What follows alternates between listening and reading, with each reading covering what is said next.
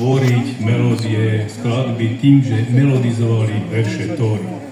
A samozrejme, ako židovské obyvateľstvo putovalo, respektíve usádzalo sa od Pobaltia cez Rusko, Ukrajinu, Strednú Európu, Balkán až na Orient, tak všade ten miestny folklór ovplyvnil veľmi túto muziku. Preto ona je veľmi rôznorodá, čo sa týka melódie, či sa týka rytmov, harmonie a tak ďalej. No a v neposlednom rade vlastne tým, že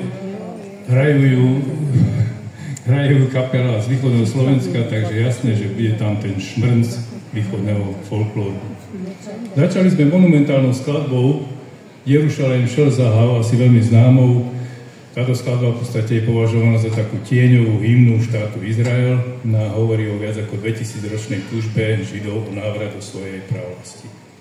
Pokračovať prejdeme na Orient, dáme si Araber tanc, potom naspäť skočíme na Balkán, dáme si Jovan o Jovanke a nakoniec prehúpneme trošku vedľa do Rumunska a tam zahráme Rumeniše Sirba. Takže prajeme vám príjemné počúvanie, rozjímanie a ako my Čechoslováci hovoríme, have fun.